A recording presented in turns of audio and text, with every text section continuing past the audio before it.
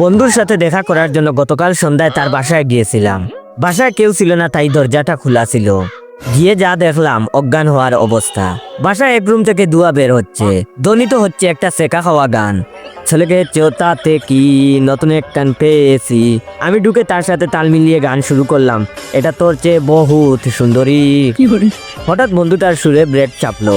বন্ধুর হাতে 1 লিটার কোকাকোলার একটা বোতল, এখনো অর্ধেকটা অবশিষ্ট রয়েছে। হয়তো রিজিকে আমার লেখা ছিল। অবস্থা দেখলে যে কেউ মনে করবে আমার বন্ধু লাল পানি পান করছে। আর নাইট গার্ড, মশার কয়েল সবগুলো একসাথে জ্বলছে। আর কয়েলগুলোর ধোঁয়ার কারণে রুমের কোনো কিছুই দেখা যাচ্ছিল না। তখন বন্ধুকে আমি প্রশ্ন করলাম, হে জনাব, আপনার কি হয়েছে? সেকা খেয়েছেন নাকি? আমার কথা শুনে ব্যথিত কণ্ঠে ব্যর্থ প্রেমিকের মতো গর্জন করে বন্ধু কেঁদে উঠল।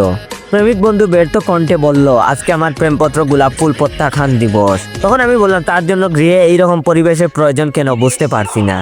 তখন জনাবের উত্তর, সেকা খাওয়া প্রেমিকদের সাধারণত সিগারেট প্লাস মদ ইত্যাদি খেতে হয়, কিন্তু আমার এইসবে এত আকর্ষণ নাই, তাই কোয়েলের দুয়ার সাথে কোকাকোলা দিয়ে একটা প্রত্যাখ্যান দিবস পালন করছি।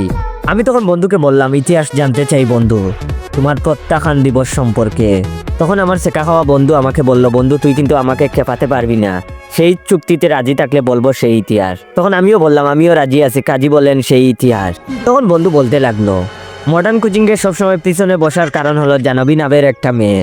সুদীর্ঘ টানা 365 দিনের বেশি তার পিছনে ঘোরাঘুরি করেছি, কিন্তু পড়ালেখা করার সময় একদম ঠিক রাখছি। কিন্তু বন্ধু বর পর থেকে বন্ধু জোড়া লেগে গেল, আমি কি বসে থাকতে পারি নাকি? গত বছর বন্ধু বর থানবীর হতে অনুপ্রাণিত হয়ে 18